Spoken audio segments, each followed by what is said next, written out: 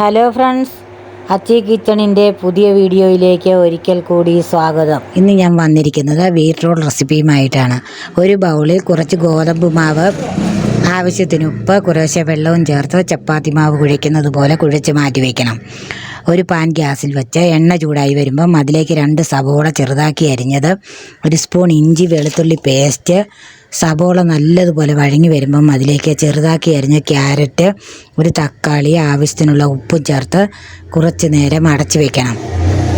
1/2 spoon മുളക് പൊടി, 1/2 spoon മഞ്ഞൾപ്പൊടി, 1/2 സ്പൂൺ ഗരം മസാലപ്പൊടി, ഇതിൻ്റെ എല്ലാം പച്ചമണം മാറി വരുന്നത് വരെ ഇളക്കി കൊടുക്കണം. ഇനി അതവിടെ ഇരിക്കട്ടെ.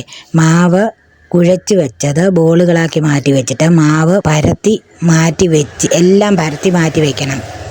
ഒരെണ്ണം പരത്തി വെച്ചിട്ട് അതിൻ്റെ മുകളിൽ ഈ മസാല വെച്ചിട്ട് അതിൻ്റെ മുകളിൽ മാവ് പരത്തിയത് വെച്ച് അങ്ങനെ മുകളിൽ ലെയർ ആയി വയ്ക്കണം.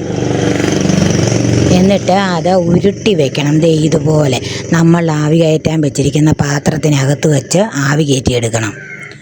വേറൊരു പാനിൽ എണ്ണ ചൂടാകാൻ വെച്ചിട്ട് അതിലേക്ക് കടുക്, കറിവേപ്പില, 2 പച്ചമുളക് ചെറുതാക്കി അരിഞ്ഞത്, എന്നിട്ട് ഈ റോൾ ചെയ്ത് വെച്ചിരിക്കുന്നത് അതിലേക്ക് വെച്ച് മുരിഞ്ഞ് വരുന്നത് വരെ തിരിച്ചും മറിച്ച് വിട്ട് ഇളക്കി വെച്ചിട്ട് ഇറക്കി വെക്കണം.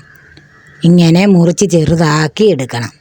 അങ്ങനെ നമ്മുടെ വീറ്റ് റോൾ റെഡിയായി കഴിഞ്ഞു. എല്ലാവരും ഒന്ന് ട്രൈ ചെയ്ത് നോക്കിയിട്ട് ഫീഡ്ബാക്ക് അറിയിക്കണം, കമൻറ്റിൽ അറിയിക്കണം.